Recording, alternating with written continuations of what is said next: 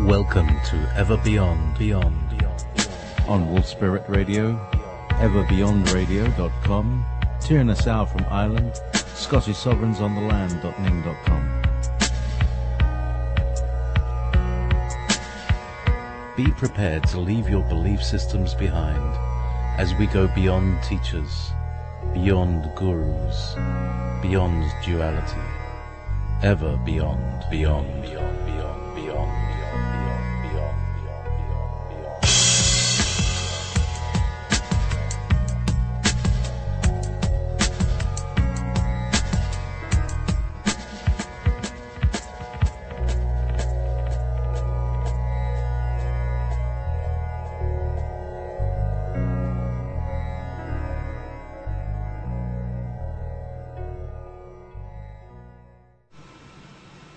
Good afternoon, America. Good morning, New Zealand and Australia. Good evening, UK. And welcome to the first show in Nightmare Fortnight, where everything goes out of time. So tonight we're at 10 o'clock in Britain and 3 o'clock in Nevada. So that's the state of play. Time is messed up. They've been messing with time again. Doctor, come in and fix it for us. So I don't want to spend too much time with maintenance things. I've got some new jingles. They're all in 432 hertz. They're all 108 hertz as well for that low note new. But they're all designed to be healing, non-triggering, and good for the soul, especially if you've got PTSD. And so today, my very special guest. So many things that I could introduce him as, but I'm just going to introduce him as his name, and then we'll talk about what and why and where and who, and all the other 5 or 6 questions that we have to ask. Today, my guest is Simon Parkes, a UK local councillor, as a local politician, and originally driving instructor and a very kind of normal sounding life, and then an announcement of a very curious heritage, which we'll discuss as well. I mean, it's all part of the story, it's all part of the journey. So without any more flabby introduction, good afternoon, Simon. Good evening. How are you? Excellent. So, where do we start? Well, you've known about this all your life, obviously, because, I mean, you've been talking about it, but were you consciously aware of all of the different, no, forget it. Start again. Where did it start for you, Simon?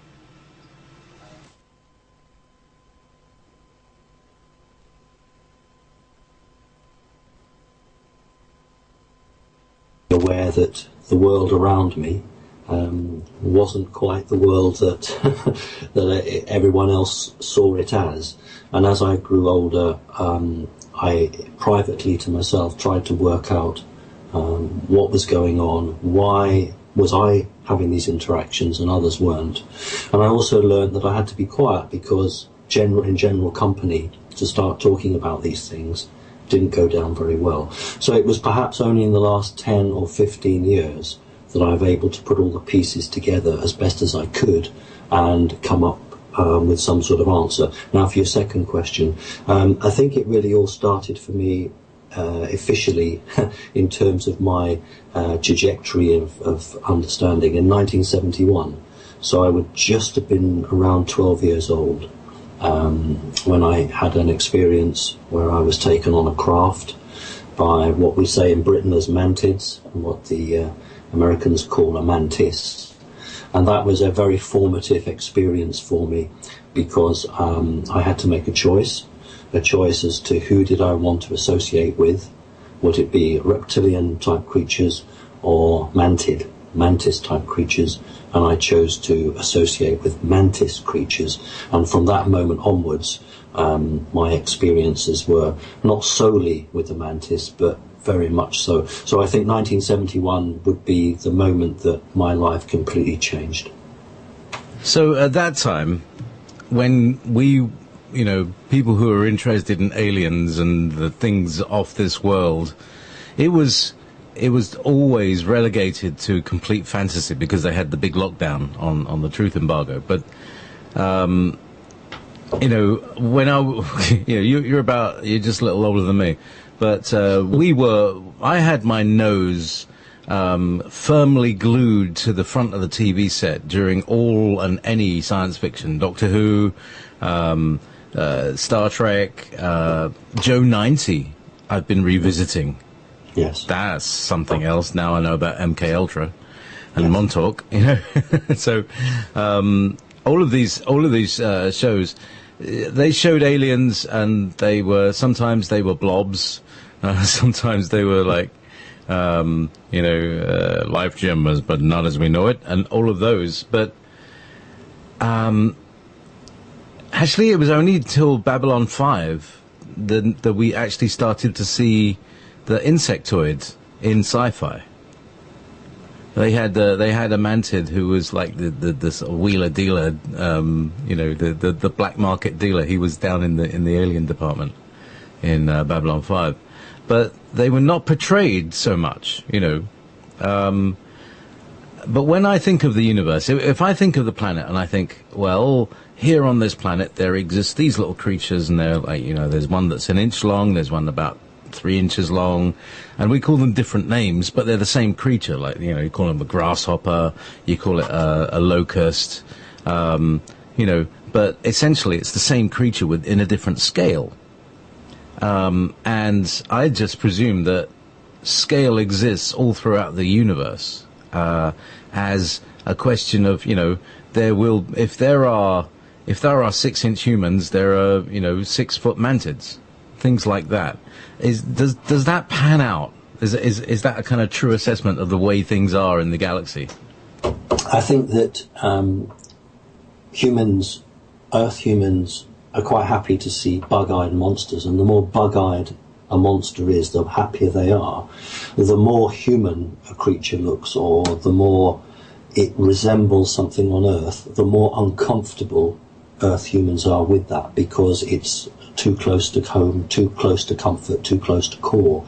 So I think that as TV developed, as directors of TV shows and movies became more and more closer to the CIA and the National Security Agency, as they were given more and more heads up on what would be a good story. So we saw the type of creatures developing from the 1960s and 1970s into things that are very, very human now.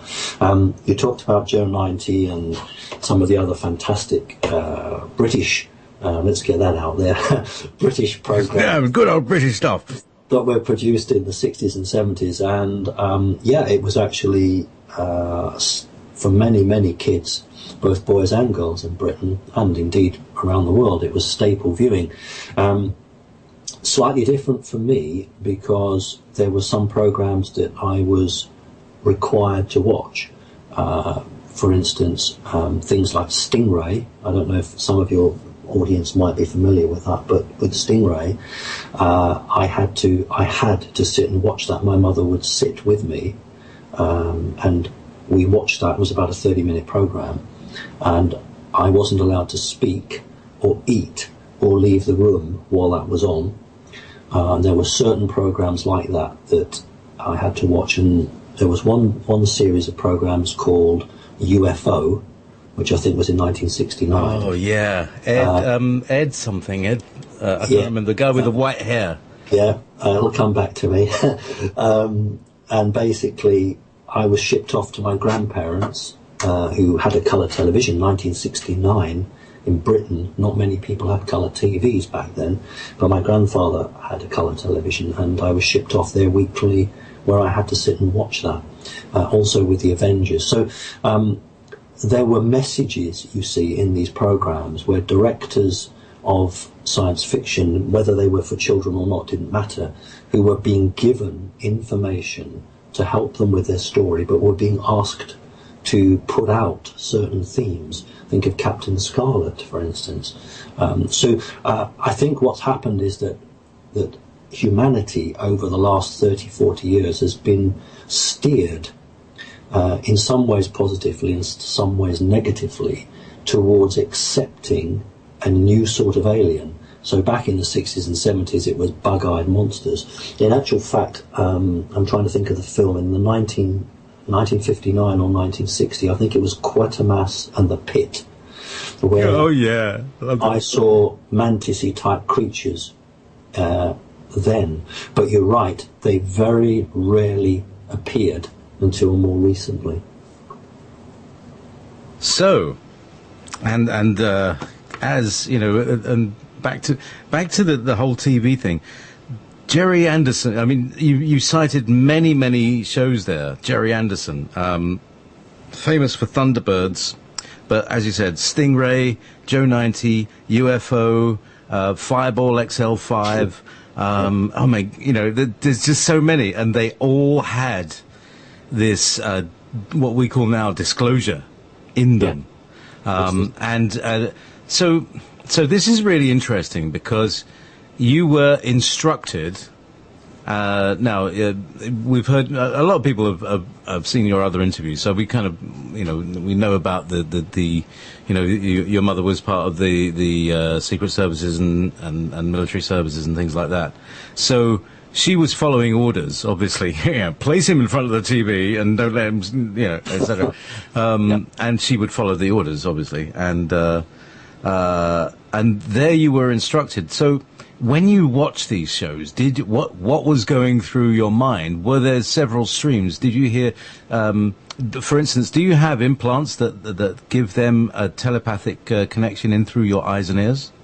No, I have a portal that links me 24/7, so I don't have electronic or etheric implants. I have a portal. A portal? Could you explain that? It's how can I explain it in 3D? I can't explain it in 3D. All right. terms. Okay. So I can try and explain it. It's a open connection that runs a two-way channel between the third dimension and, in this case, the fourth dimension, which allows me to have communications at all times, which cannot be hacked or intercepted, and allows assistance to be brought to me if I need it. And then we'll just very quickly talk about the instructions.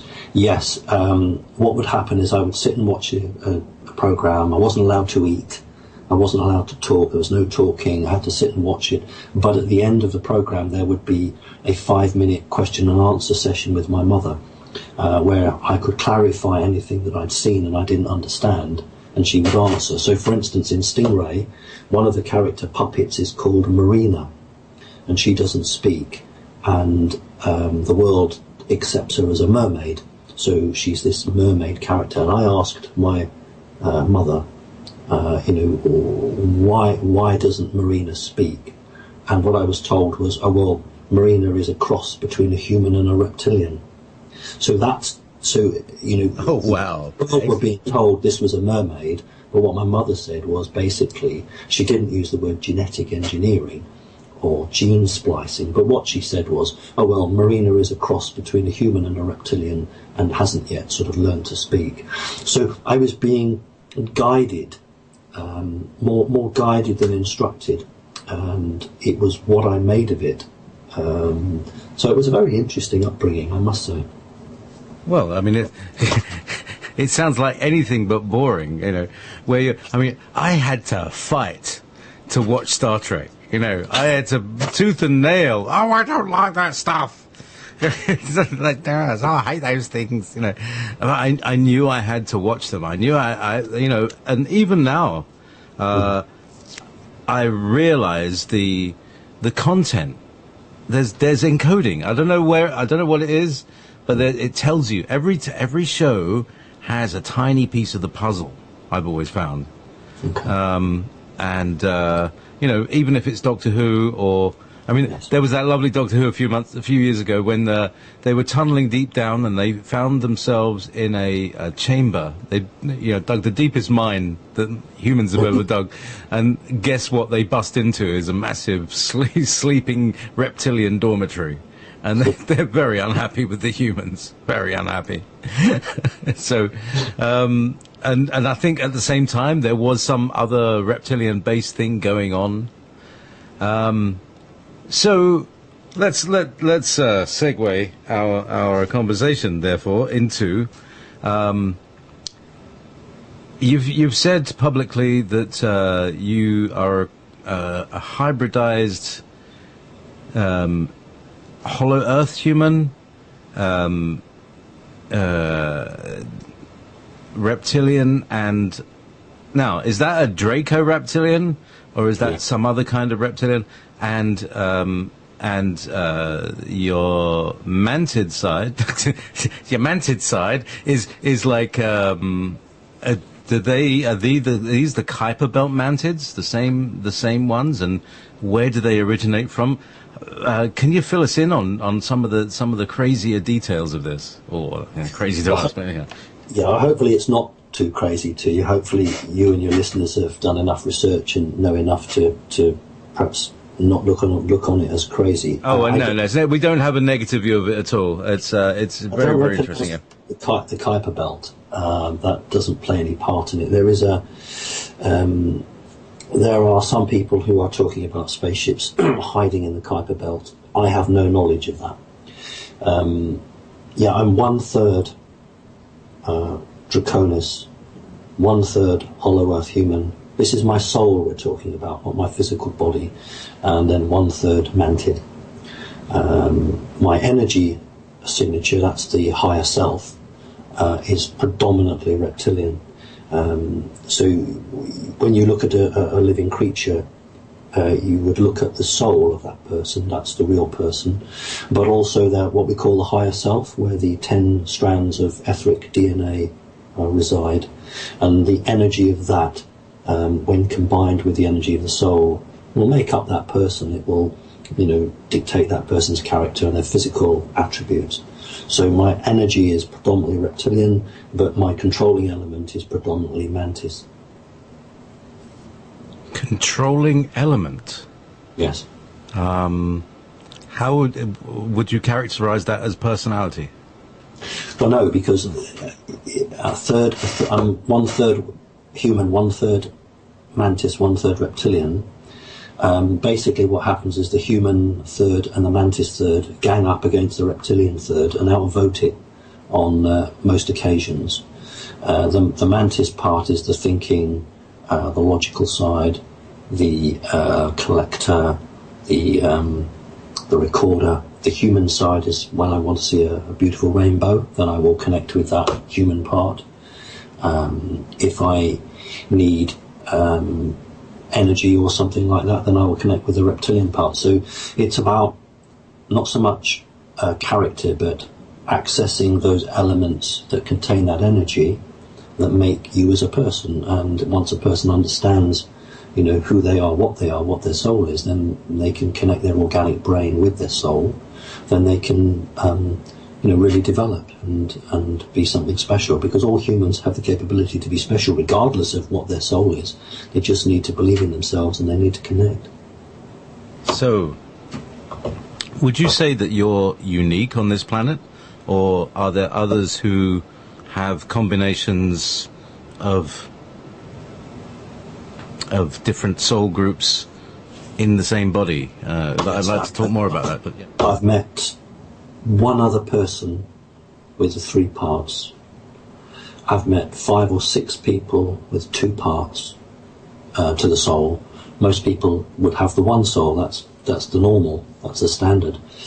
Because then you have to ask, well, why do you not have one soul? Is that source, God, that's dictated that, or has some higher technological intervention come along and grafted something onto the soul?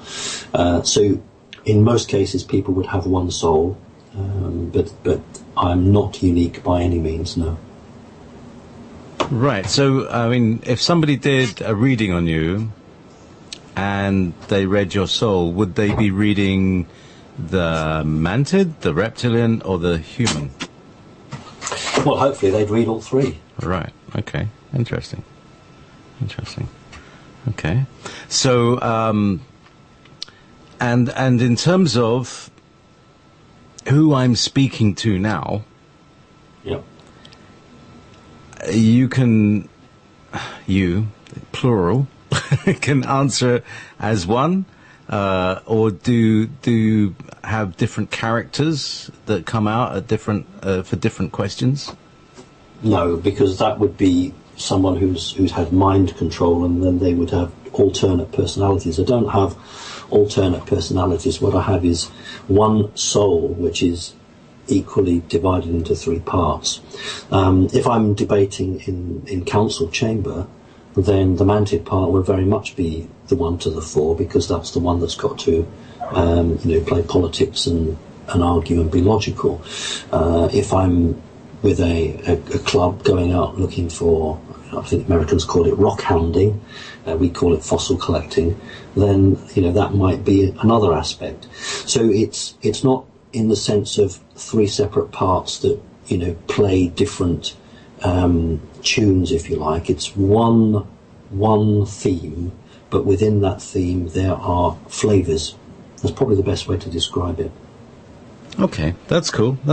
I do this system. You might have been aware of it. It's called the Seven Rays, and it's a way of characterizing the different frequencies of soul note and things like that.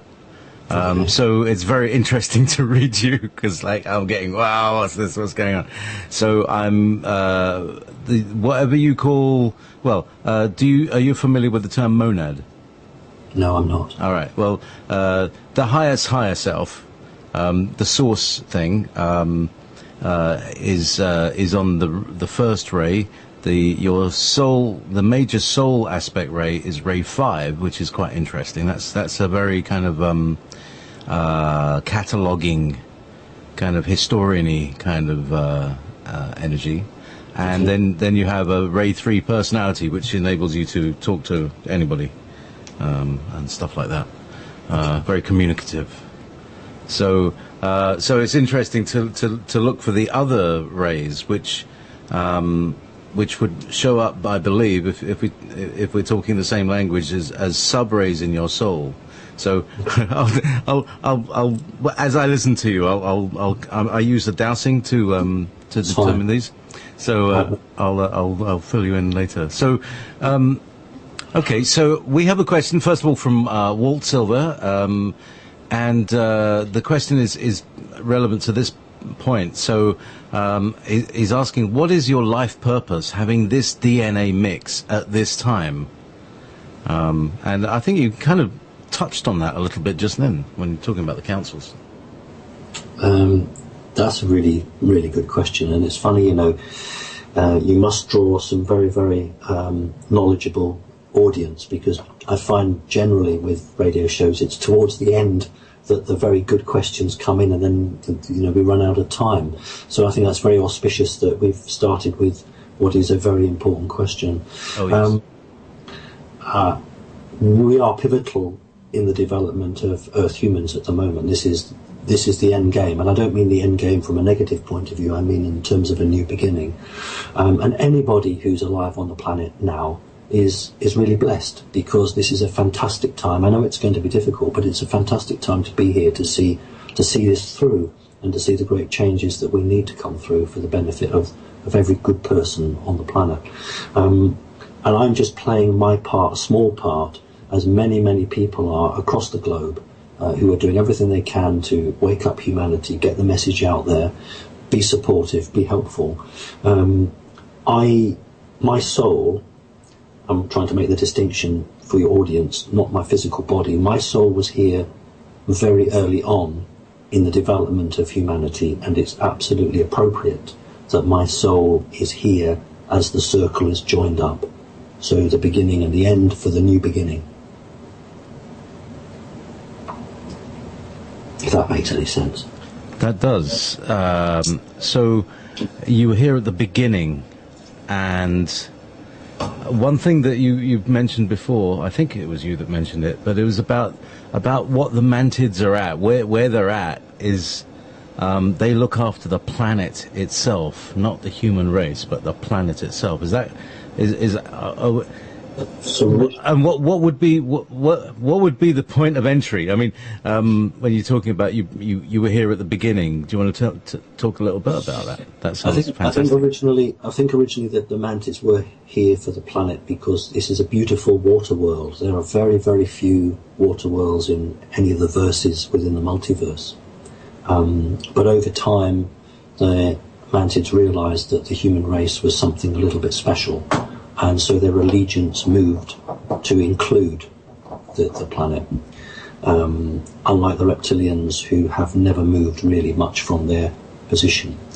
In terms of the beginning, humans have been around for a very, very long time, but the physical bodies that we all have on the planet now, or most of us have on the planet now, are constructs from a period of time when predominantly a reptilian race acted to reduce the capability of the human creatures that were here then. And this is why we only have 2 physical strands of DNA. And my soul inhabited a body of the first viable human. And that is why the reptile that comes to visit me occasionally insists that I call it Daddy. When I was a kid it was Daddy, now I just call him Dad. And the mantis or mantid that visits me, I now refer to as Mum. So they look on me as the first child that was created in this cycle. So I'm here now at this period of time because the earth is coming round, it's moving, human race is developing, and the human race must evolve. So I was in at the beginning and I will be here for the next phase. Wow. Okay. Excuse me. Sorry about that. I hope you're not triggered by sharp noises because my mixing desk has done it twice tonight. I hope it. Well, just interesting enough, I met a doctor who had worked at Pine Gap in Australia. Oh, right. And her job was to counsel all the guys who were having nervous breakdowns in the military base. And she said something very interesting to me. She said to me, in my professional estimation, she said to me, you have been programmed so that you can never be programmed. And when I look back on my life, I think that's exactly what's happened. So I was put into a program which would mean that nobody could ever program me. And this was a safeguard that I've been given. So no noises, trigger words. The number of people who either intentionally or unintentionally attempt to trigger me with their stupid little Illuminati trigger words, and I always speak to them and say, oh, yeah, there's another trigger word there, you know. No, I'm very lucky like that. Oh, good, because I'm completely inept at what I do, and I make mistakes all the time, and like stuff like that just happens, and I don't mean it, you know. So that's fine. All right. So I have a sense of humour as well, so that's good. That's very good. So hang on a second. All right. So now this is a subject that's really close to my heart. How do the reptilians and the mantids get on with the jokey human? Because the human side is jokey, isn't it? Do you mean the human generally, or are you referring to me? Within you, you know, it's like... No, I don't joke. I only joke when I'm talking to people. Really? Yeah, because they don't appreciate humour, so there's no point in having humour. Because they don't use it, they don't understand it, they've gone beyond that. Well, I think they've lost something.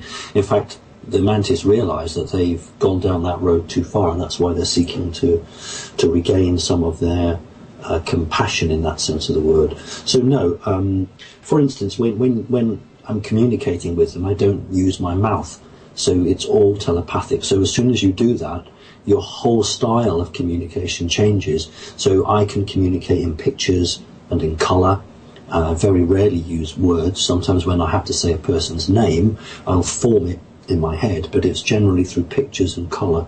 so it's much faster, and you don't have humour because you're too busy passing information at very fast speed between yourself and someone else, and you don't really have time for humour because it doesn't play any important part, which is a shame, I suppose, because humour in the human sense is nice to be able to laugh. So no, I have two different styles of communication, one when I'm verbalising with people on the planet, and one when I'm, being telepathic. Does that mean that it's kind of sometimes a bit of an effort to speak? Because, if you could just idly think something and then toss the thought over, that's a lot easier than opening your mouth, breathing in and doing all that stuff, isn't it? The difference is in the quality of the communication. When dealing with advanced races, they're not really interested in what you did today, i.e. did you go to the dollar store and buy this? That's of no interest whatsoever. But when talking to a person, they might be quite interested what you bought at the dollar store. So it's about the quality of it, it's about the whole social aspect of it. So no, I just learned to develop because I had these creatures around me from a very, very early age. I learned to live in two worlds, literally to be in two places, and so to be appropriate in each individual world with the type of creatures that I met, and I just grew up with it. Wow. So you've okay. So right. So. so many questions. It's all coming in from the.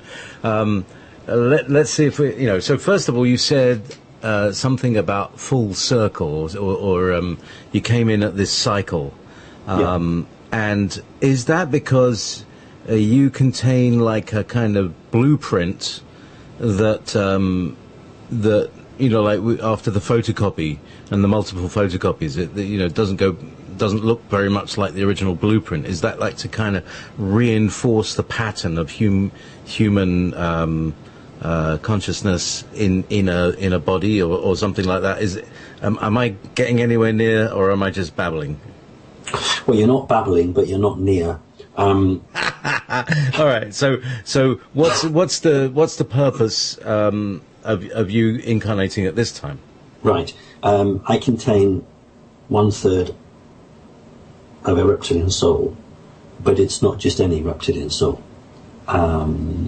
It's a reptile that makes decisions, and these creatures are incredibly proud, and they cannot face the fact that they may have made an error or that they are doing things that are wrong, but they were sufficiently impressed to put, it's not just in me, but to put a part of a ruling soul into a human body and let that play out, so that my feelings, emotions, decisions could then feed back to them, and they could then see if a change in course was possible. And that's really difficult to explain here.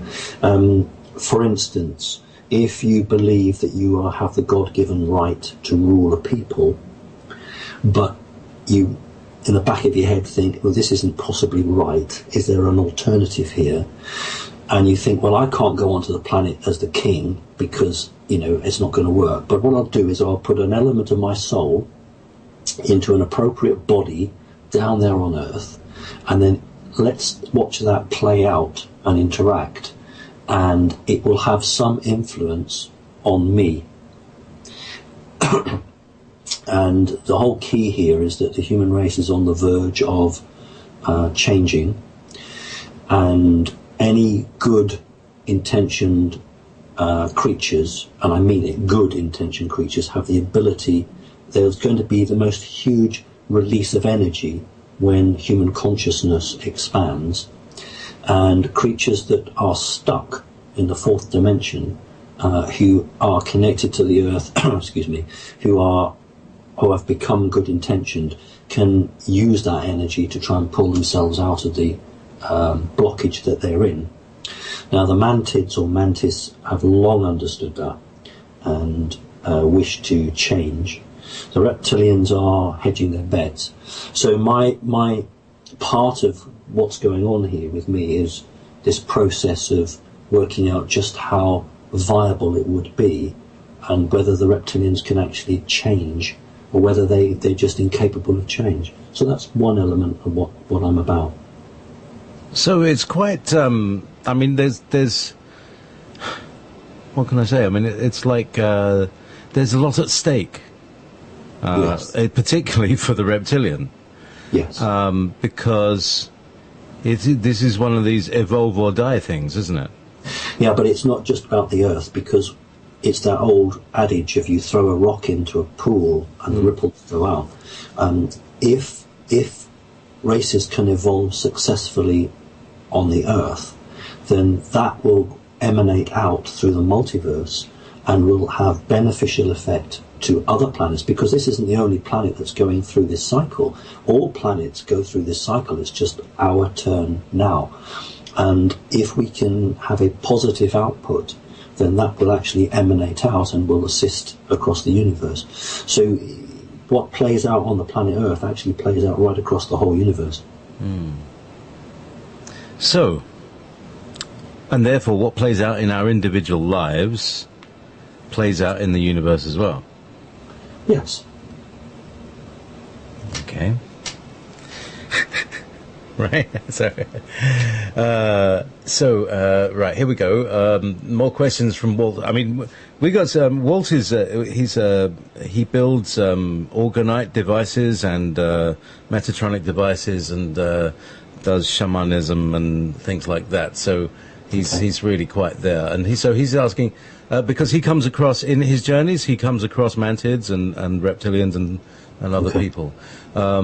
Is the mantid evolution affected by the evolution of human consciousness? Yes. And I think that's exactly what you just said, isn't it? Is that, the human consciousness is being affected by the planetary consciousness. Is that really like the right order of things? Is it like the planet's evolving and we're just piggybacking on it? And then our consciousness ripples out because that's what we do? I'm just guessing here. No, you're not. You're not. You're doing much more than guessing. You are in essence correct. But the element that you've just not picked up on, or at least if you have, you haven't mentioned it, is that the human form is a striving to get back to what being human is really about. I mean, really human, with 12 strands of DNA. Unfortunately, the New Age uses the word ascension. Now, I use that sometimes because that's unfortunately what the audience understand, but we're not actually ascending. What we're doing is drawing down the 10 strands of DNA that were taken from the human body, and through the metagene we are wrapping those up, and then through a special code lock we're undoing that code lock, so that we are full circle, we're coming back to what we originally were. So it's about regaining the DNA, which will then give us the consciousness link with the dimensions and the universe. So we should be telepathic, we should be able to do all the other things. But the Earth is changing, and it's one and the same thing. There's no such thing as coincidence. The Earth is changing at this time, and its energies through from center of the galaxy, if you want, have activated the human consciousness, but could only activate the human consciousness when the Earth humans themselves decided that it was time for them to move on. So I have spoken about this critical mass of 2 or 3 million people, which we needed prior to the 21st of December 2012, because if we hadn't got the critical mass, the Earth could have quite happily said, look, you know what, you guys, you've been along for the ride on my planet, on my back for a very long time. Unfortunately, you haven't stepped up to the plate. Not enough of you have shown the commitment, so I'm just going to ditch you. Well, that didn't happen because enough people, connected and made that spiritual jump. And as a result of that, it's proven that far more people can also make it through. So human consciousness itself is actually expanded and developed, and it is one and the same with the Earth, because our frequencies are linked. We are inseparable from the planet Earth. There was a time many, many thousands of years ago when humans were far more spiritual, yeah, they didn't have motor cars and they didn't have computers and they lived in mud huts, but my goodness me, didn't they half love the earth and love the animals on the earth and calculate the stars and didn't pollute and communed with the earth, and the earth has never forgotten that. So we do have a covenant with the earth, something that the reptiles don't have actually, but the mantids do. So we have one of the star cards up our sleeve is the fact that we and the earth are associated, which means that we draw strength from the earth. And hopefully we can start, when we make the change, we can start to put something back into the earth. I'm sorry, I was a bit long-winded there. No, that's fine, because you're going into a bit of the kind of reasoning that the whole thing, why are we all here? What are we, like the question, who, what, where, when, why? Why are we all here now? Who are we here with? And so that ties in with I keep asking Walt's questions. I've got more questions to ask, but like Walt keeps asking me, so we're drilling down into this bit. But we got time. How many species are represented in the complete human DNA code? All the 12 strands. Does that? I mean, when you say a 12-strand body, does that mean a body that if it's inhabited by let's say a body that was, if it was inhabited by a mantid soul, would look more mantid? Is it that sort of thing? Is it like the Doctor Who's chameleon circuit, or is it what did 12 strands mean? And how does that pan out? Does that mean that it's a really tightly grouped DNA molecule, or is it different? I don't know, because I just see a squiddly long ladder thing. Okay. I'm talking about 12 dimensions, not necessarily 12 different alien or humanoid races. The reptilians would like people to think that they created humanity full stop. Excuse me. And they've always wished Earth humans to look on them as their gods. That's not the case. The mantis are very clear on that. I don't know if your audience is familiar, but my understanding of the creation of humanity on this planet was about 500 million years ago, which in geological terms would be called the Cambrian period. There was a crashed spacecraft which contained very humanoid-looking creatures who were from the 12th dimension. And it's this 12th dimension which equates to 12 strands of DNA. And people should be in no doubt. That's why on a clock face it runs from 1 to 12. That's why months of the year run to 12. And in Britain, until very recently, we had what we call the imperial measurement with our inches from 1 to 12. So the number 12 has always been very important. And so I'm not talking about 12 different races of people that came to visit humans and tinkered about with the genetics, therefore we have 12 strands. I'm talking about 12 dimensions, and each DNA strand equals to a dimension. And that's why when you fly an alien spacecraft, you cannot fly an alien spacecraft as you do Star Trek, because if you think about Star Trek, they sit at the console and they press buttons. Well, I can honestly tell you that if you're travelling at 3 to 4 times the speed of light and you wish to turn left at Neptune, you can't press 7 or 8 buttons, because by the time you've pressed the 3rd button, you're about 1 trillion billion miles past Neptune. You fly spacecraft with the DNA. The DNA is the only thing that travels faster than light. So the DNA is a secret that the Earth military understand, and that's why there was such a big run to do cloning here 25, 30 years ago. DNA is the secret. All this change that human consciousness needs is about connecting with our DNA.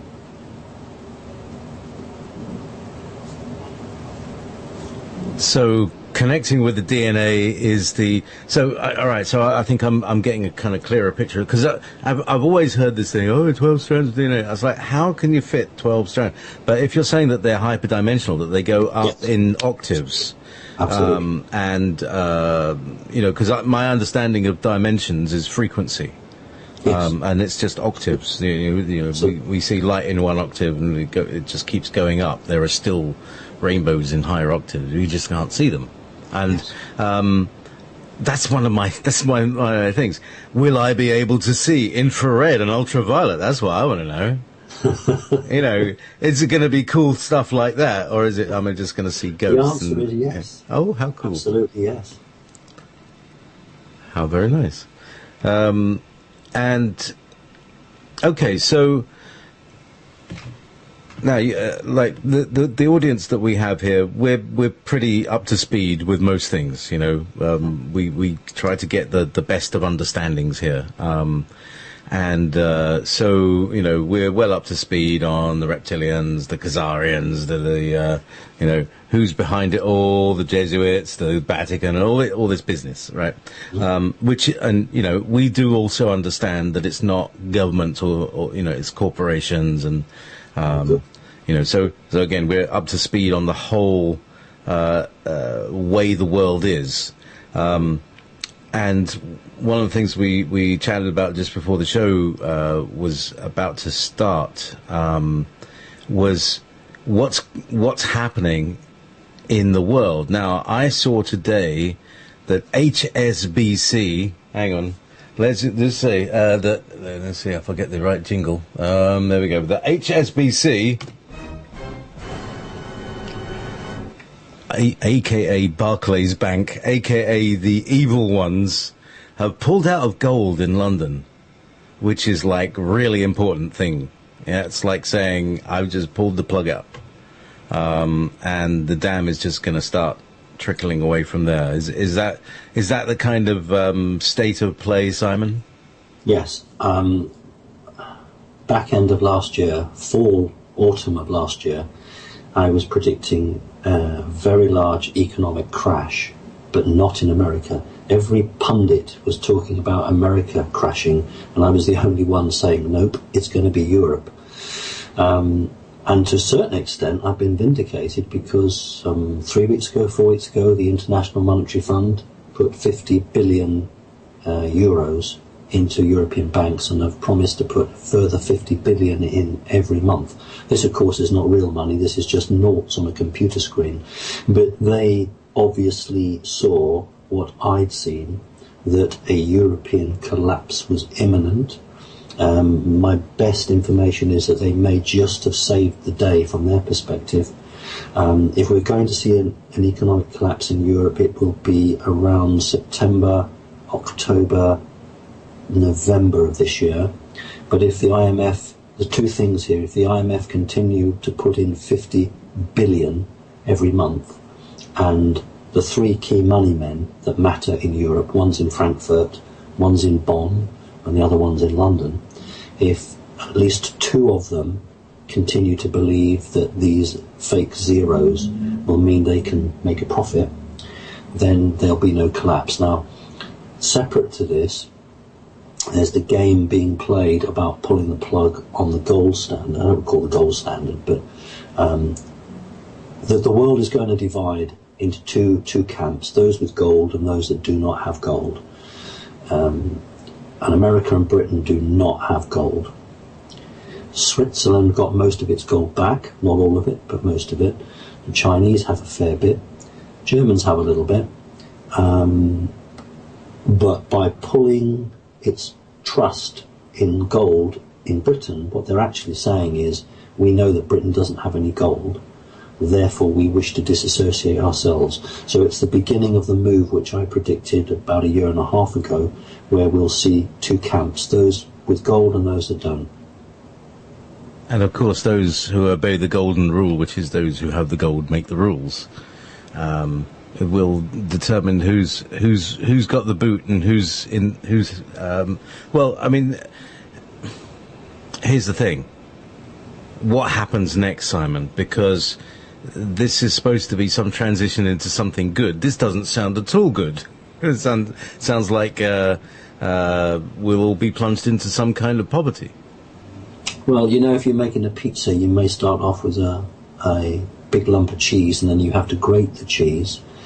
during the grating process, it's very painful. It doesn't look good. But when the cheese is nicely put on the pizza, it looks really good. So we have to go through a process of difficulty to come out the other end. And that is basically what will happen. We'll have some problems, but the end result is good. Okay, so this is what I mean. All right, not much of us are Bible bashers, but we have half an eye and half an ear on the Book of Revelation. It's like, yes, war and rumor of war. Yeah, we've had that, and all these other things, the poverty and starvation and all these things, but the main thing of that is the thing that they call tribulation. That it feels like, yeah, it sounds like we're being grated, definitely. So I've got more questions, and there are more about like other things, if that's all right. Or whatever. Okay, so it's nice to involve your listeners. Excellent. Okay, so this is Wolf Baby. Where do the Hollow Earth humans originate? Oh, really good question. They didn't originate in the Hollow Earth. They were originally from another star system that came to this planet, integrated with the indigenous population, but were always separate. When the fall of man started to occur, they were moved out by the Mantid race as a sort of a library, or as a reserve stock, in case humanity became so corrupted or destroyed that it wasn't viable anymore. There was a time to come back and repopulate the earth, but it was like a seed bank basically, and it was considered quite useful to maintain this small, very small but very vibrant group, and that's really where it comes from. Okay, and so this is where your human soul third comes from. Correct. And I was going to say riding, like Yorkshire's divided into 3 ridings. Yes, yeah, your human riding. That there's that it's Hollow Earth. So it's basically, hang on, this is a soul from Hollow, not. But are you getting? Yeah. My big question, Simon, and maybe you can answer it, because is like, how does the soul hook into the body, and why do some people leave it and come back, and things like that? Because like the Greys are supposed to be able to transplant souls and stuff like that. How come?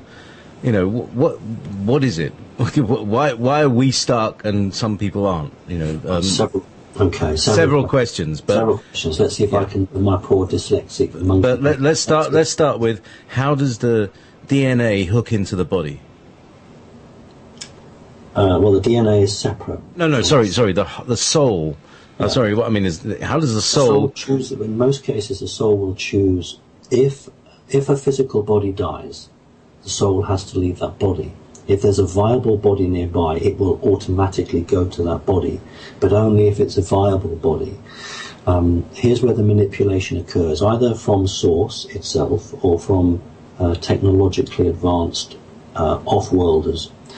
A body can be genetically altered so that it is more pleasing to a soul. Let's say, for instance, a Palladian soul incarnated into a body that was heavily reptilian in its energies. They would not get on. The body would attempt to eject the soul. The physical body would become sick.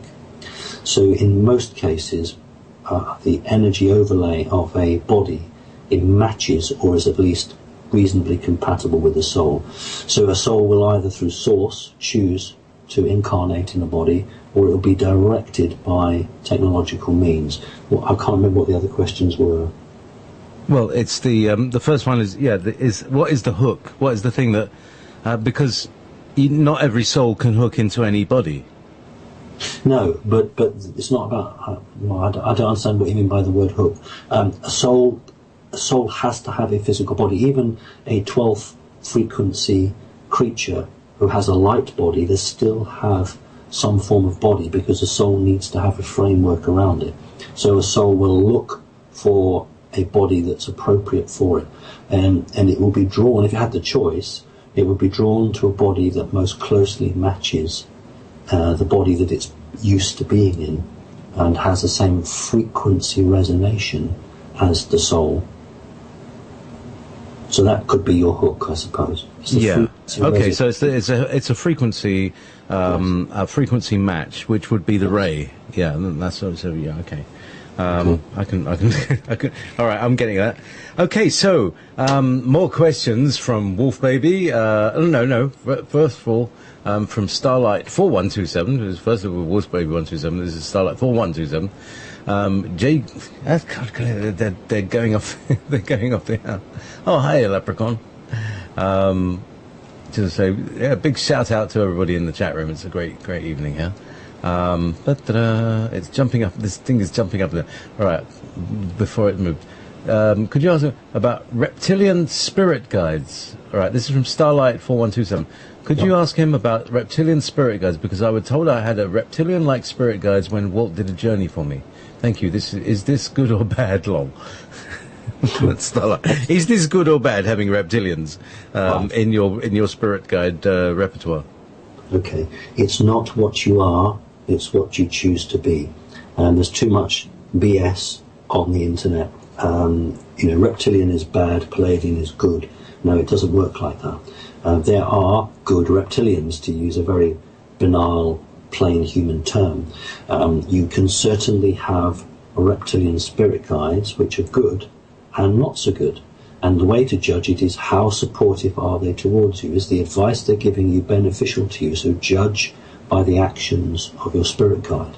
If they are loving towards you and they are giving you what seems like good advice, then they're there for a good reason. If they're always attempting to make you feel unhappy or questioning yourself on a negative way, then maybe they're not so good. So there are certainly reptilians out there who take an interest in individual humans and wish to assist them. So when you're talking about, is it that one day we'll become somebody's spirit guide? No, unless you choose to be. Remember that a spirit guide is actually a living soul. It's a soul that's able to send its consciousness from one frequency into another. If you have a DNA link or a past life link with somebody, and you saw something go wrong, and you don't wish that person to make that same mistake, or you swear allegiance to that person, that you will protect them or you will care for them, then you will be able to send your consciousness through time and space to attempt to nudge them towards a more positive outcome. Yeah, that's cool. That's cool. Okay, so more questions. Here's one more from Wolf Baby 127, which is again back to the beginning, back to the craft, and she's asking, where did that craft originate from the 12th dimension in terms of races and in terms of which star system? If we can relate to, 12th dimension, what does that mean to us in terms of our galaxy, or, can we picture 12th dimension? Can we picture dimensions? Okay, I don't think that the Akashic records actually have the answer. We're talking 500 million years ago. We're talking about a group of very humanoid creatures who were 12th dimension. The craft developed a fault. Every alien spacecraft that I've ever come across has a nuclear reactor as a power plant in some shape or another, although it's a different sort of nuclear reactor than the ones we have on Earth. The craft crash-landed. It had somewhere between 4,000 and 6,000 living creatures aboard. The craft had to change from being a 12th dimension form into a 3rd dimension form because it was on the Earth. This took 2 days. Now, that was equal to about 6,000 years in our time. When the doors opened after what had been 2 days for the occupants, but about 5,000 or 6,000 years for those living outside, of the whatever thousands came out, only 300 to 400 survived the shock. I've never been diving, but I've talked to people who have dived really deep and then come up too quickly, and they get what they call the bends, when they get like bubbles in their blood. Well, it was sort of like that, but many, many times worse. So we had maybe 300 or 400 of these creatures who had been in the 12th dimension and were forced down into the 3rd dimension, and then their technology just dissipated and they became incredibly spiritual, but they ended up de-evolving into sort of like ape-like creatures, although with intelligence and verbal communication. When the reptilian arrived, what they were interested in was the 12 strands of DNA, because the 12 strands of DNA still existed with these creatures, but they had gone down a spiritual path and not a technological path, and therefore they didn't associate the reptilians as dangerous or evil, because they didn't know that. So the reptilians basically tricked them, removed 10 strands of DNA, but the universal law says you can't disempower somebody by taking the strands away and then trashing them. So they stuck them in an energy overlay. So when we talk about our higher selves, what we're actually talking about is our auric field with the 10 energy strands of DNA. And ever since that time, the human body has been attempting to reconnect with the strands, and this is the metagene. The reptiles never got the metagene. They never got the code, and they frankly must never be allowed to get it. So that's a sort of a potted history. Wow. Now, that was brilliant. Now, we're going to take a break, but I have to ask this question right now. Alex Collier, have you heard of Alex Collier? Yes, I have. He referred to a group called the Pertal. Is this the same group that you're talking about? It is an offshoot. It's an offshoot. Right. So, but yes, they are related. Right. Very reptilian. Okay. And I've also heard a story. I heard a story. It came out on the Project Camelot website.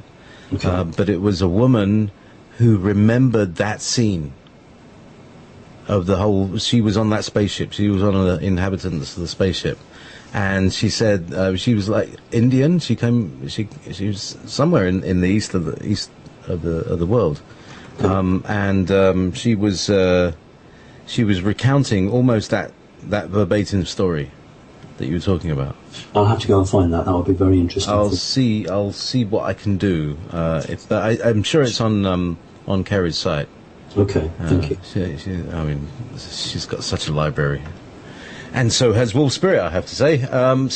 Let me just. All right, here's. I'm really enjoying this. This is a tune that I made, that I wrote the other day,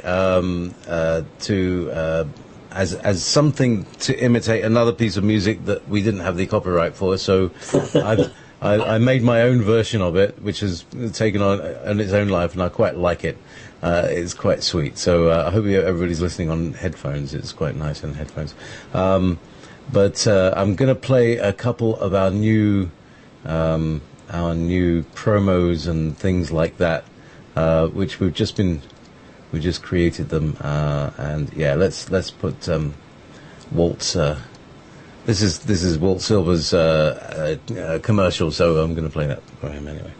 Okay. Shamanic Journey by Walt Silver. Feel like you are guided by spirits or angels or guides? Want to know who they are and what special message they may have for you?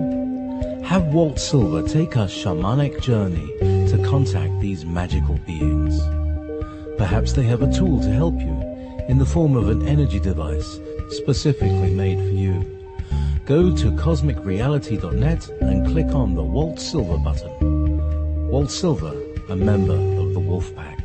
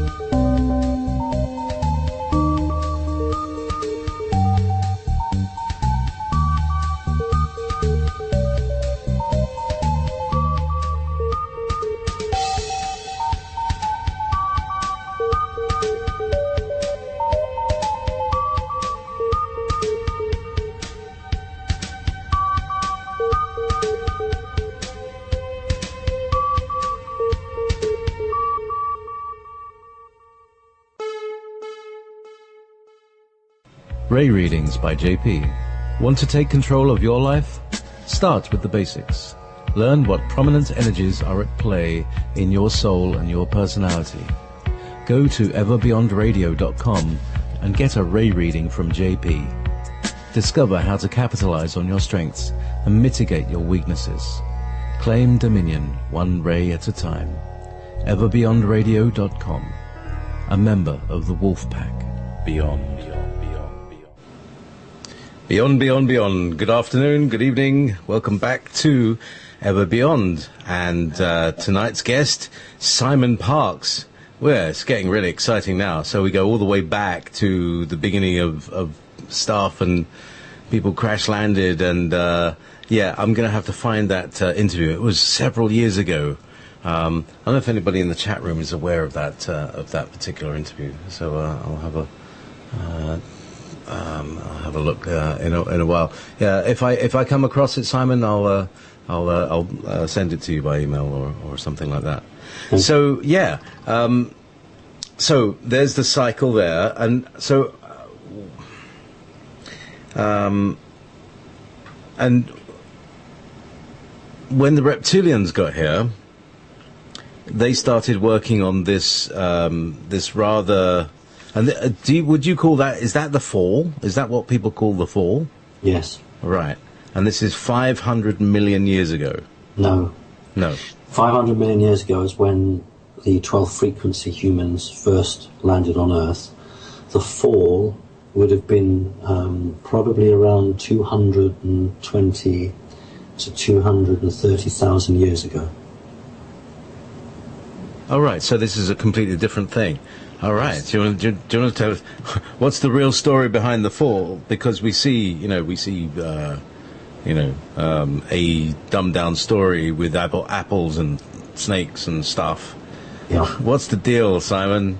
Tell it, because you're speaking from a standpoint of being able to remember from your own point of view, or from being able to read the Akashic records, which is almost like the same. No, I'm remembering personally.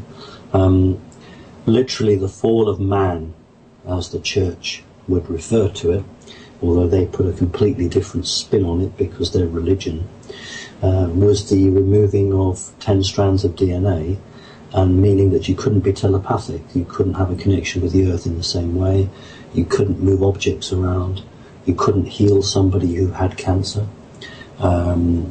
So that's the fall of man, was the loss of abilities which were natural to us. Simple as that.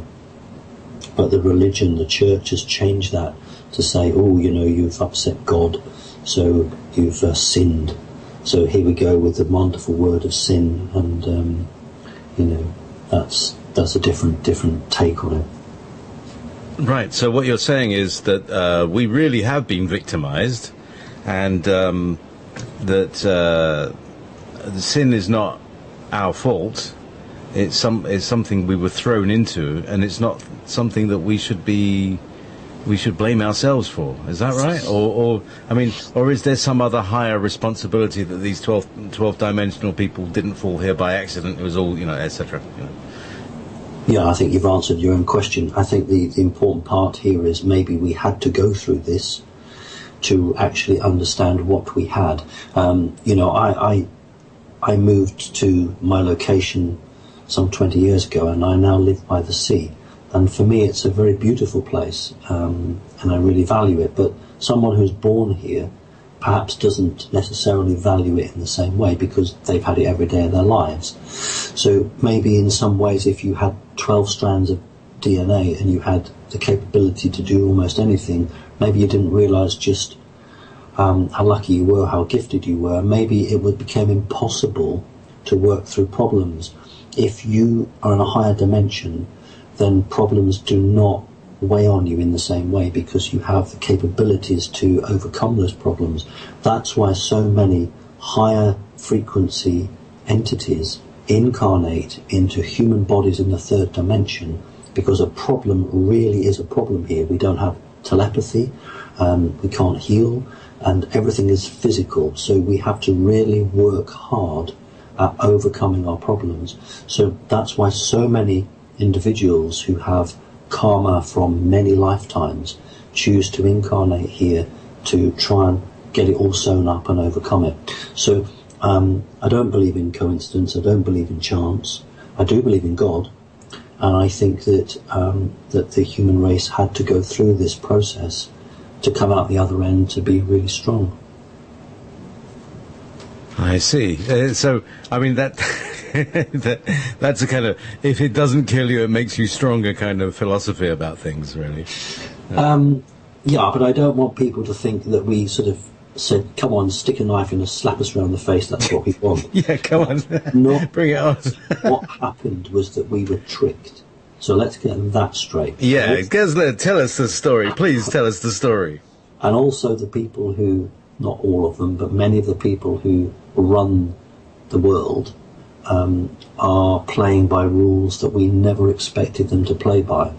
Because when you are coming from a position of decency, you naturally expect everyone else to play by those rules. Well, that isn't the case, or it hasn't happened. So we've been unfairly hoodwinked, unfairly tricked, and this is why we sank deeper down, because we were having to contend with people who did not play the same rules that we did. And that's why it's taking us longer to climb out of the pit. And that is always the problem, isn't it? It's like, it's a pit. I mean, the walls are slippery and it's muddy, and we're trying to get up the sides, and every time, and you have to, yeah, exactly. So the metaphor is still holding. Right. Okay, here's more questions. As you said, we do have everybody's kind of up to speed. Is Simon familiar? This is from Wolf Baby once again. Is Simon familiar with the idea that mantoids originated as a more bee-like species from Venus, with a hive mind that was more connected to love, and at some point got infiltrated by Greys and Pleiadians and hijacked to Mars? No, I'm not aware of that. The Mantid species is older than the Grey. I'm talking about the original Grey species. The Mantid is definitely older. It's one of the most oldest and most learned species that you can get in the fourth dimension. No, I'm not familiar with that story at all. Sounds very interesting. Good. So, hello everybody. Hello FM. This is, it's lovely. We've got a great, lively audience, right? So what's coming? So back to the whole right. So yes, what you said before about ascension. What people talk about ascension in the parlance I use is initiation, which is basically a kind of connection. Yeah, sounds good. And it's to do with the way that through harmlessness your chakras clear out, and you become connected, and you lose the difference between your higher self and lower self. Yeah, good. Exactly right. Yeah. So good. Do you want to talk about how that we may experience? Well, I certainly feel that this is something that has been coming on slowly for many, many years, starting with one thing and then going to another and another, and it always seems to be they teach you one thing, and you get that, and then once you got that, they teach you another thing, and then you get that, and then it's piece by piece, and this seems to be the same thing with what people call the ascension process, or the initiation process, which is, from what I can understand, is the developing of a continuity of consciousness between the different states of being, like when you're awake and when you're dreaming and when you're thinking and when you're feeling, and all of these things. Am I along the right lines here? Or does that agree with what your understanding is? You use different words to me, but what you are saying is exactly the same outcome. That's exactly right. There's a difference between somebody who has done the spiritual research and someone that hasn't. And if you unfortunately get hooked into the wrong sort of sites on the internet, then you can have a very different idea of ascension than somebody who, has been more fortunate to be able to find sites that are more accurate. So we have a wide range of the population who have different understandings of what ascension actually means. And it's become labelled as the New Age. And I actually don't have a problem with the New Age, because I think in its essence it's teaching the right things. Unfortunately, just as in the flower power movement, the elites have deliberately infiltrated to sow seeds of discord and to lead people on the wrong path. And it is a minefield out there to actually find, well, who the heck sounds right to you and what information sounds right to you. And ultimately, I'm sure you would echo with me that we'd say to people, just trust your higher self, trust yourself, just ask yourself, is what you're reading, does it sound true to you? And judge people by their actions, because it's so easy to come out with all these wonderful words, and these people that talk about spiritualism and loving thy neighbour and doing the good things, and then they get into a $350,000 motor car and they live the life of living in mansions, and yet they say to people, you should live like this. So their actions don't follow through their words. So always check, if you find an individual or you find a website, check it through to see if it sounds right to you. It's so important that people don't get taken off. We're nearly there now, and every person is a fantastic, wonderful creation, and every individual, I want everyone to make it through. I want everyone to have that opportunity to choose whether they want to step through or not, as the case may be. And I really get rather annoyed when people who are liars or deceivers attempt to split the consciousness of humanity. I'm just going to let my cat in, because the cat's scratching at the door. Do indeed, because that's another thing that I'd like to hear you talk about, Simon, is the what I'll just cover the time while you go and get the cat. Okay. Right. It's just come on, darling. Yeah. I'll get her in now. Okay, so you got a really interesting story about the cat. Okay. Do you remember that one? Well, which one? It was one that I think Mummy taught you about the cat and the snake. Ah, well, I assume it was Mum, because the creature that appeared to me was in disguise, but I think it was. Yes, it was part of a learning visit to explain that there was a fair bit of reptilian in me, and there was a fair bit of reptilian around me, and then conveyed a message from the reptilians for me, which related to my domestic cats. And that lesson was then given, and then the lesson went on to other things. But yes, I was shown the similarities. It's funny, when you talk to people, and everybody accepts without question generally. And why does a mammal, because a domestic cat is a mammal, why does it have an eye like a snake? And if you ask people it, and it's as if they've never even thought about it. Why would a domestic mammal have an eye like a snake? And when you ask the veterinary surgeon, their automatic response is, oh, well, it helps them to hunt in the dark. Well, no, cats don't hunt in the dark. They're corporeal, which means they hunt in dawn and dusk. An owl hunts at night, total in darkness, but it uses its ears to hunt, because it hears the mice moving. And if you look at an owl's eyes, they're like ours. So, for me, it was very clear evidence that genetic manipulation has occurred not just in humans, but in a number of other animals, which makes perfect sense, because if you're going to operate on a human, wouldn't you like to practice on some of the lesser life forms first to get it right? And that's exactly what happened. They experimented on other creatures, and once they'd worked out what they wanted, they then went and started moving the test tubes about to change humans. And was that done? My feeling is that a lot of that was done with the use of sounds, or the use of sound to manipulate the DNA. Is that correct, or do they have micro telescopes and electron manipulation or something? No, you're absolutely right, because when you're building a spacecraft, you use a combination of laser beams and sounds to build a spacecraft molecule by molecule.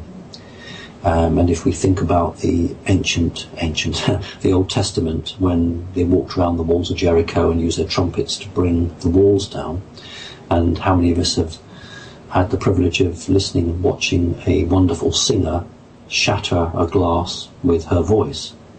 And so each strand of DNA has its own frequency, and if you can activate that frequency, you can use it like a magnet, and you can actually lift it, move it, and change it without actually altering the encoded information on it. But then you can then change that vibration to alter that encoding and to join them together. So when manipulating molecules that will make a physical substance like a spacecraft, they'll use sound and laser beams to build it. But when altering DNA, they'll use devices that are focused through sound, which is just another form of energy. The reptilians are probably the most eminent geneticists anywhere in the universe. They are absolutely phenomenal. So whatever we may think of them, then somebody who's reasonable would have to accept the fact that these creatures are absolutely gifted at genetics. They're not very good at creating. They can't do what humans do. Humans, and you did it with your, you didn't want to make a sound break the copyright, so you used thought, and with your thought you created reality out of thought. The reptilians are absolutely useless at doing that. What they do is they steal ideas of other people. They replicate what's already there, because they are not very good at creating from thought. The humans can do that. So yeah, I think that's probably the best way I can answer that. Excellent, thank you very much. Not only that, but I use a piece of software to create the music, and that I love the way you said that, because it's called Reason. Huh. So it's just like thought, exactly, reason, logic, and all these things. It's a very wonderful program, and it allows me to use 432. It allows me to tune the whole thing automatically, so they will just get recorded straight in there. Wow. Okay, let's have a look. Oh yes. Now, Andy NKO. I wonder what NKO means. Maybe it means new something, Kentucky. I don't know. Who knows? But Andy is saying, at what point does Simon feel that disclosure will be forced upon the governments, if it will be? I'd be along with his clause there. It will be forced. They've already had an ultimatum, and the ultimatum is you disclose, because then you as a government can control that disclosure and you can manage the situation from it.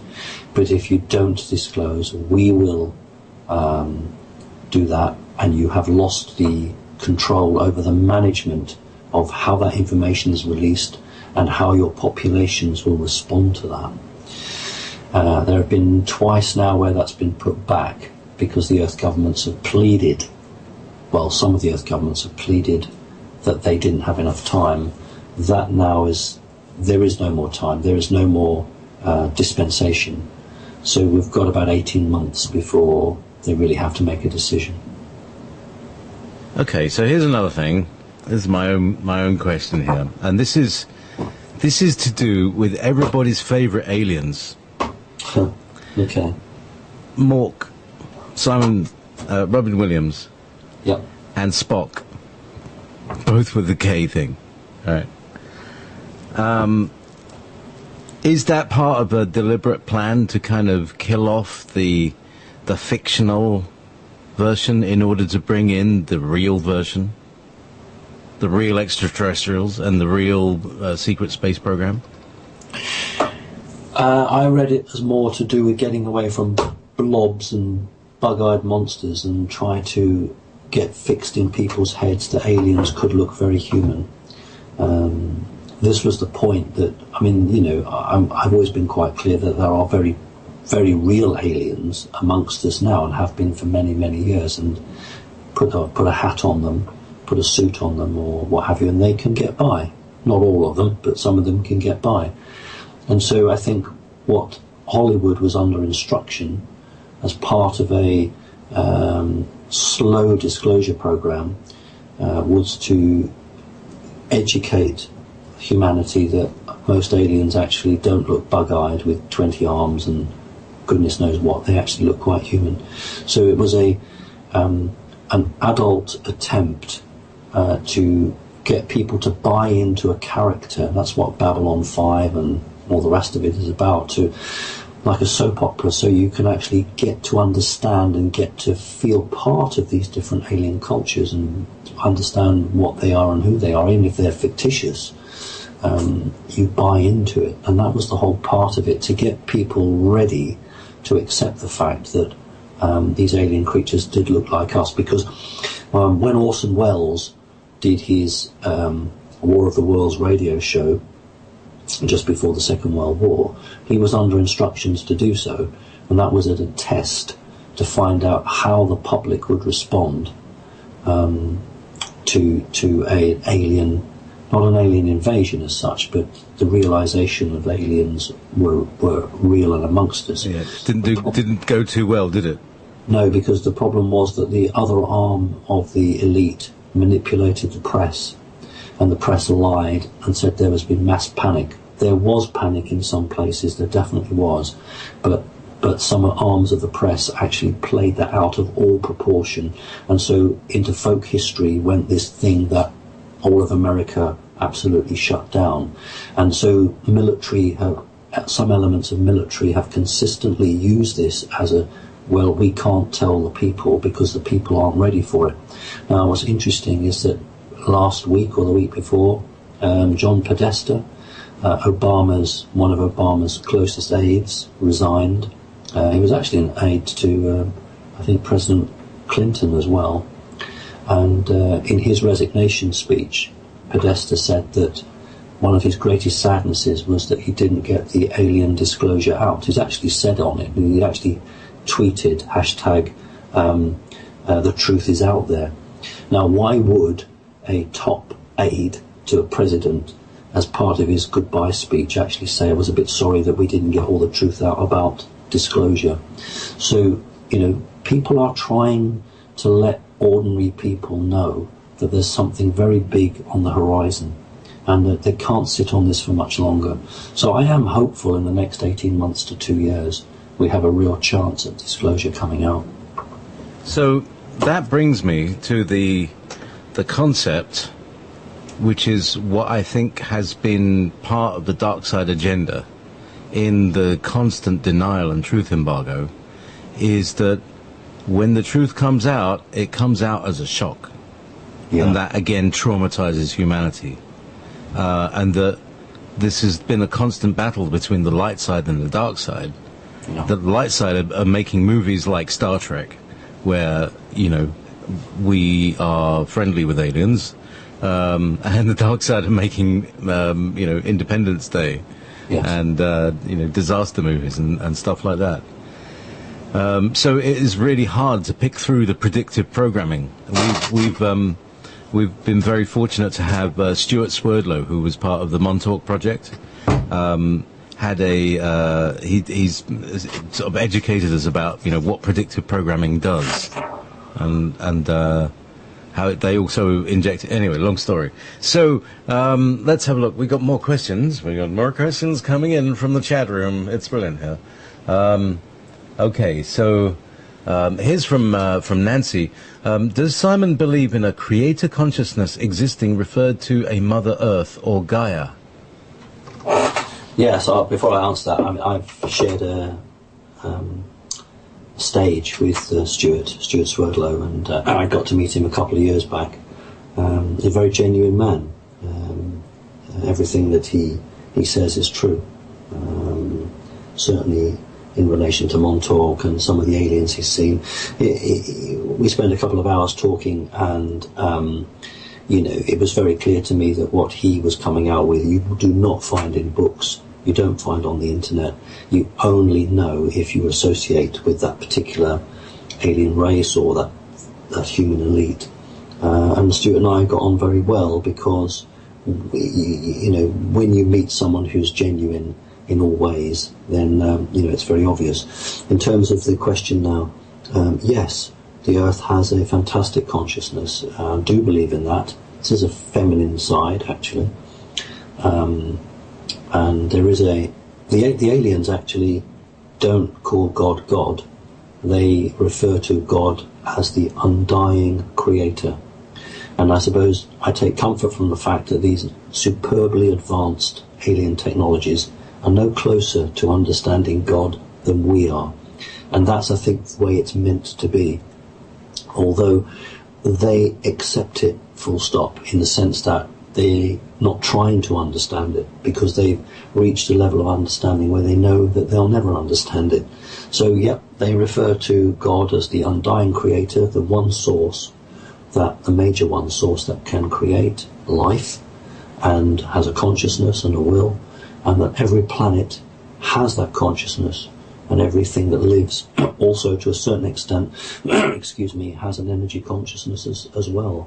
And that's what today many people look on primitive peoples, and they're very rude about these people, but these so-called primitive peoples actually understood and knew about the Earth and the life on the Earth much better than most people do today. So they were only primitive in the sense that they didn't have motor cars and they didn't have computers, but certainly spiritually they were advanced. That does seem to be the the rule of thumb. It's like, yeah, and here I am surrounded by computers, so what does that tell me? Okay, so we've got more. Again, from Andy from NKO, wherever that is, or whatever. Tell me what NKO, what is that thing? Anyway, percentage-wise, roughly speaking, what proportion of the Earth's population have non-human souls? Now, that's a very interesting question, because I want to talk about soul rays and things in a minute. Does your questioner mean Earth human? Well, yeah. What do you mean by human, non-human? Yeah. Do you want to?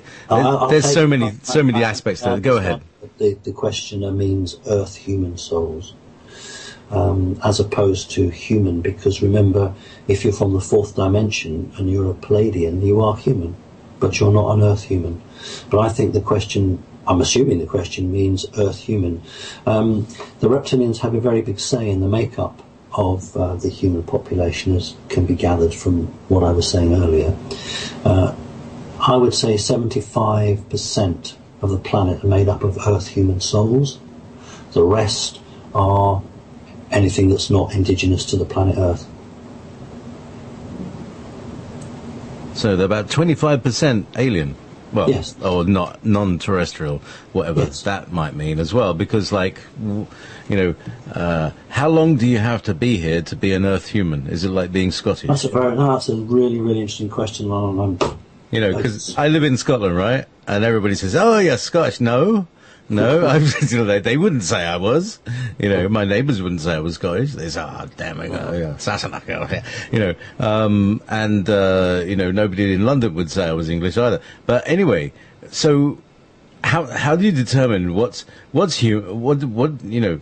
Yeah, go ahead.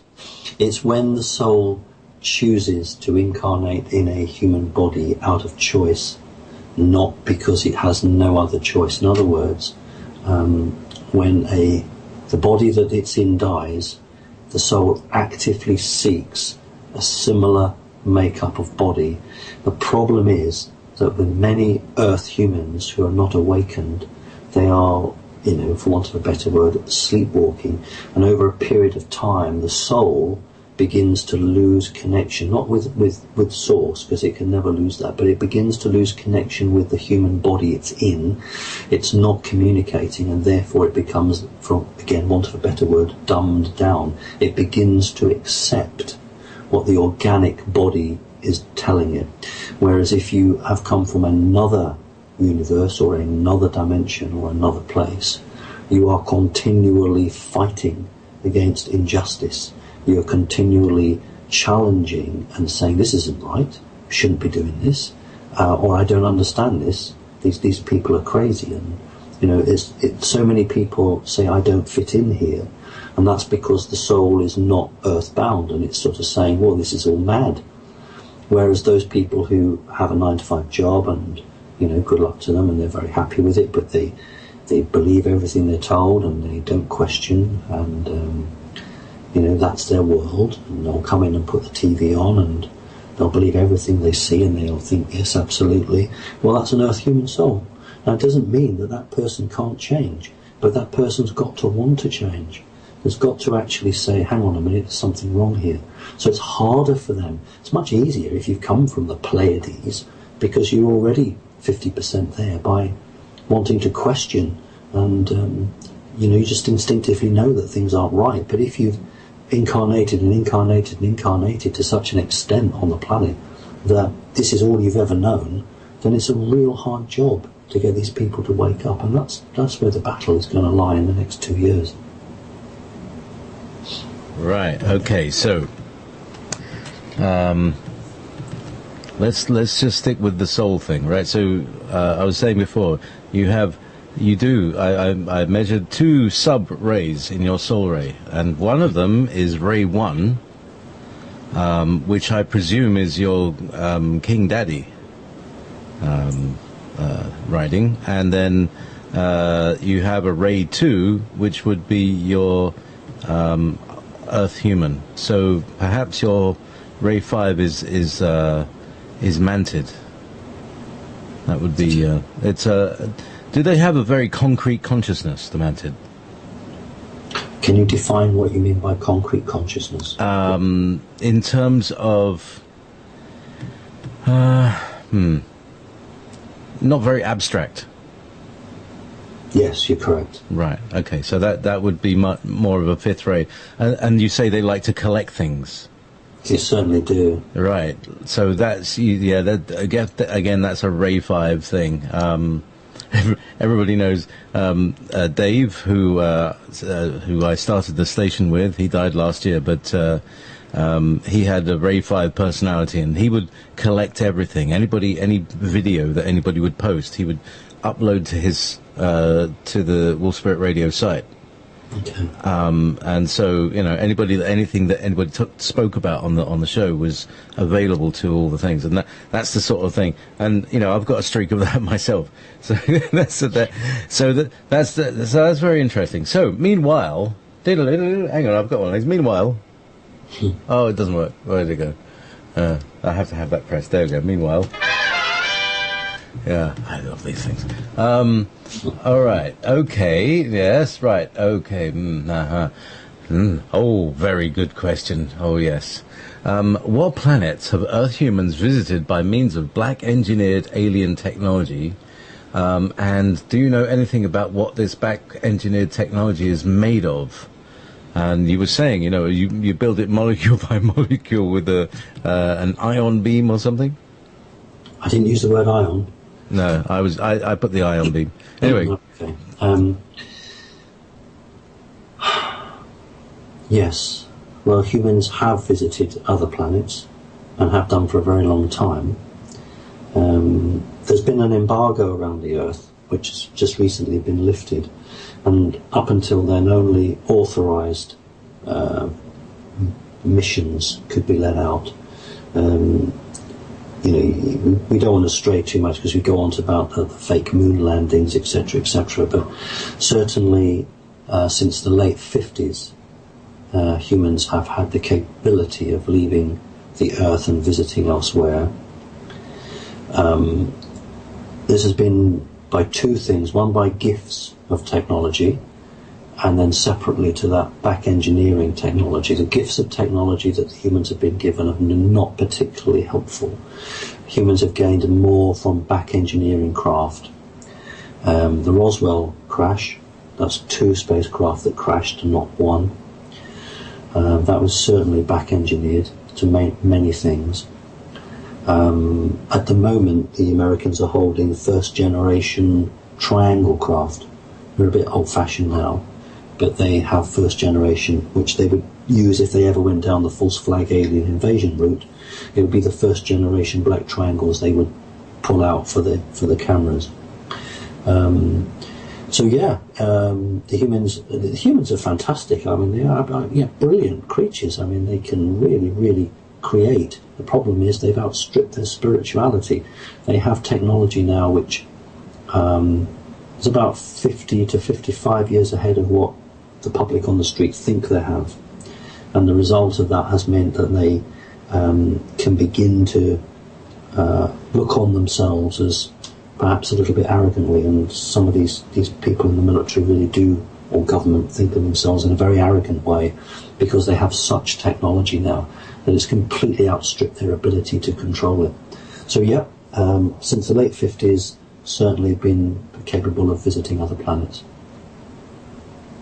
Yeah, the TR. I think are we up to TR7s yet? I'm not sure what the number is on the triangle craft, but there's certainly grey, stroke human, stroke reptilian lineage. All right. So here's another question from Nancy. All right. Does Simon believe there is a sentient consciousness in all life, including mineral, animal, and plant? Oh, that's interesting. Do you have a hylozoistic philosophy? Well, I did actually answer, I didn't answer it, but I sort of touched on it about 17 minutes ago, where I basically was saying that life on a planet had consciousness, so trees do, rocks do, but it's how we measure that consciousness. For instance, it was 15 years ago that an American research team actually worked out that a particular tree somewhere in South Africa, I think it was, or South America, and when it was threatened, could send out some form of vibration which could be picked up by another tree maybe 10, 15 miles away through the root system. Now, forgive me, but to me that's a form of consciousness, because that's a form of communication or warning system. So yes, I genuinely believe that most things have some form of consciousness, although as you go down the life form scale, that form of consciousness changes. So I agree with her. You see, it also is that we project our consciousness into something. For instance, a lovingly played violin or guitar, yes, takes on the consciousness of the players. Yes. So a sensitive musician will pick up the guitar and it will play itself. I've experienced that personally many times. People talk to crystals. So yeah, I'm totally, because if the universe is alive, then everything's alive, and everything's like a cell of something. And even if it appears to be like, it's all about scale as well. If you zoomed right out, things look different, don't they? Well, that I forget his name now. I'm not very good with people's names, but that famous Japanese chap that got ice crystals. Dr. Emoto. Thank you. And there's your evidence. Full stop. Yep. Okay, here we go. So we're cramming them in. These are like one-shot questions. All right. Are our human souls being prevented from returning to our true source energy when we die? Do you want to talk about the light and that thing? All souls generally wish to return to source. If they can't go to source, then they'll go to what they consider to be home. That's a natural thing for everybody. This is a prison planet in the true sense of the word. There is an energy grid, and on my conferences I've shown some of these elite patches worn by Black Ops, United States military, and on many of them you see the emblem of the earth surrounded by a black grid like a fisherman's net. That's nothing to do with the natural energy that goes through the earth. This is to do with an energy overlay, which means that any soul attempting to leave the earth to go and rejoin its source is captured, stunned, given amnesia, and then returned and just goes back into another body. Now the reason for that is that if they didn't do that, imagine somebody, I won't say Einstein, because he perhaps wasn't as clever as many people think, but if we could think of a really clever or spiritual person and they lived to about 80 and they died, and then they came back, let's say, and they remembered everything they did in the past life. Well, they wouldn't have to start off at the same experiment. They would say, okay, well, I'll pick up from where I left off. Well, within 3 incarnations, this human race would have evolved fantastically. And so the people who don't want that to happen ensure that each time we incarnate, we don't remember what happened. However, it's not foolproof. And that's why sometimes we find 3, 4, 5-year-old children who somehow magically can play a beautiful Mozart concerto on a piano with no music. And what's happening there is that soul in that child is remembering from a past life when it played music. Or you have a young kid who's a chess master at the age of 5. Well, it's just not possible on a 3D planet. What's happening is the soul is remembering. And just as many people have past life snippets or bits of memory that play out, some people are very fortunate and they have connection to a whole load of memory or some form of DNA coding. So we have evidence that it doesn't always work, that people can get past live memories back, they can connect with who or what they have been, but generally speaking, most people don't, and so therefore it's another form of enslavement. So people are not developing. The negative forces wish to keep the status quo. Yep, you can have a brand new iPhone, it can do this, it can do that, but the game doesn't change. People think they're advancing, but they haven't been technologically. The advancing that is occurring over the last few years is a spiritual advancement. And that's where the real advancement is going to come, not in technology, but in spiritual ways. And I've always passionately believed that. Well, that's a good thing to passionately believe in, isn't it, Simon? Wow. Okay. More questions. Here's another one from Wolf Baby. What is the purpose of the pyramid-shaped mountains on Earth that are found on every continent? And we're just looking at Mount Kailash, has a very square attribute, and also my own personal favourite pyramid candidate is Avebury, Silbury Hill in Avebury. I remember standing there in Wiltshire looking at it and thought, damn me, that looks like a flat side. That looks like what would happen to a pyramid that was like 20,000 years old that was covered in grass. I don't know, what do you think about that?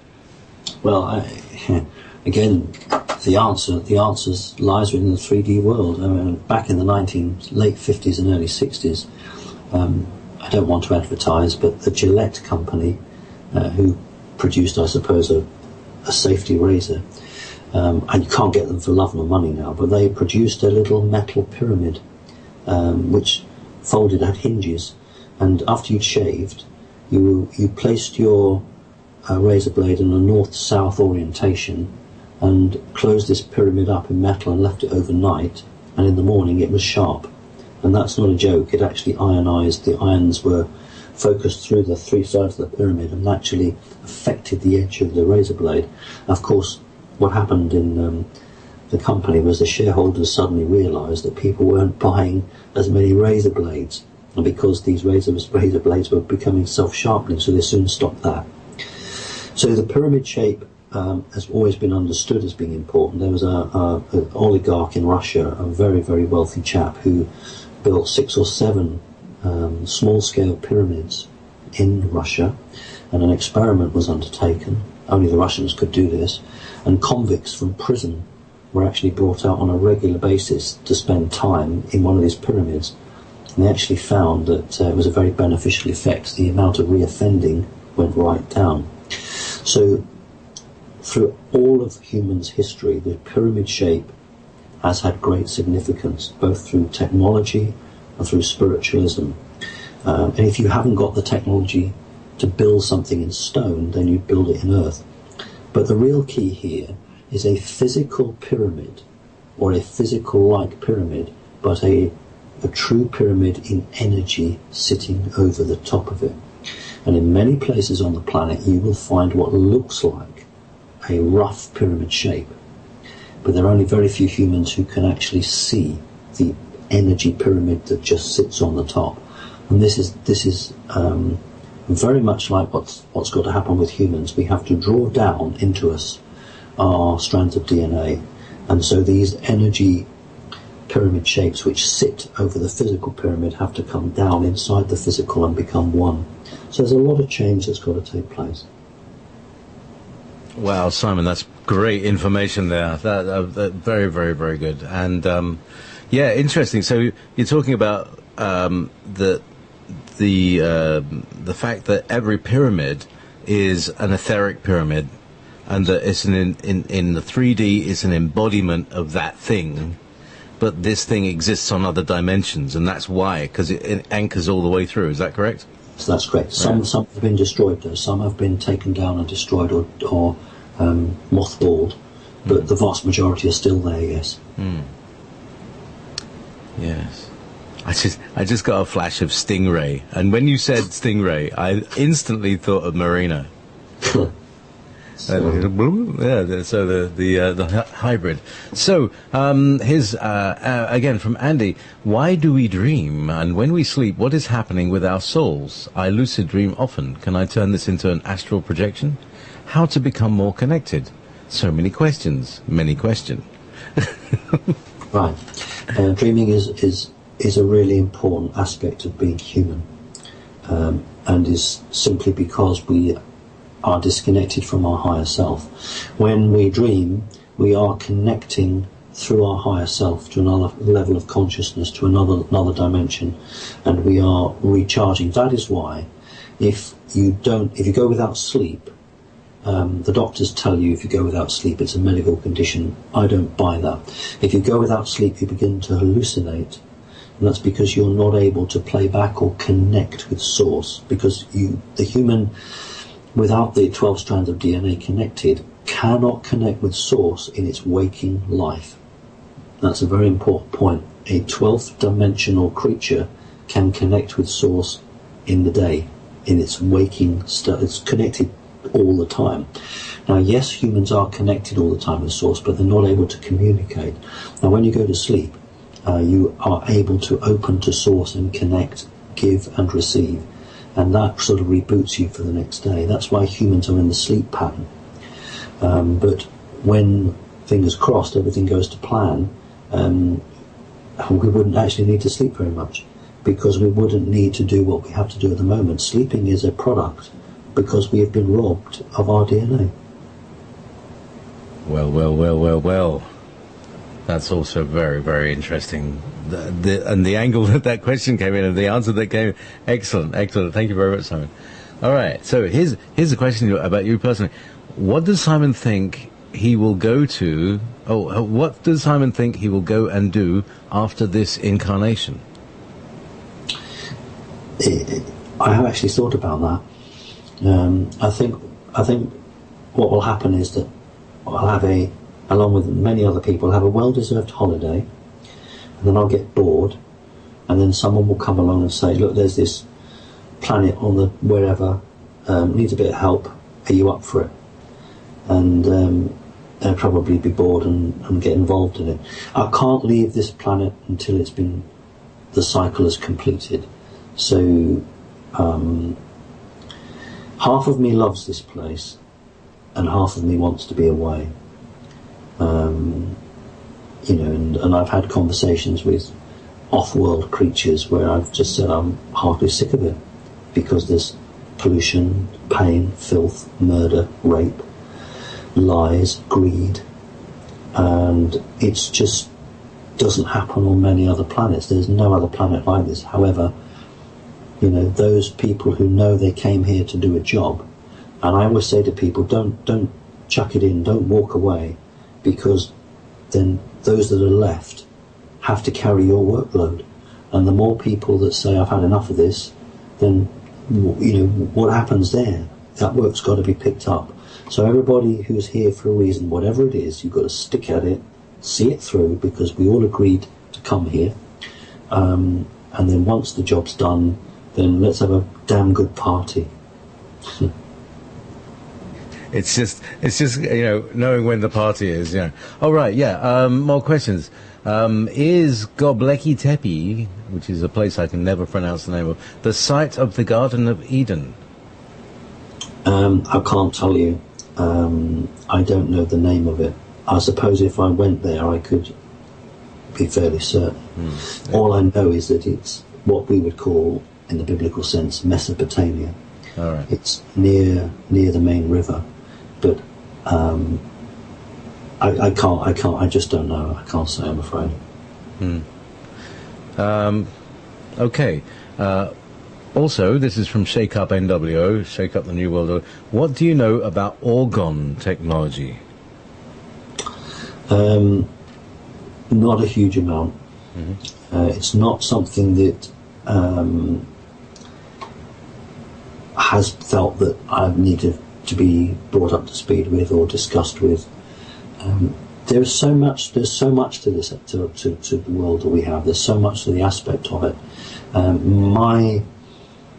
I tend to be brought up to speed with things when there may be something that's, I don't know, in research that's been there 25, 30 years, and then suddenly some scientist somewhere finds an application for it, ostensibly for good, and then some very nasty person comes along and says, I tell you what, we can use this for a military purpose or a war purpose.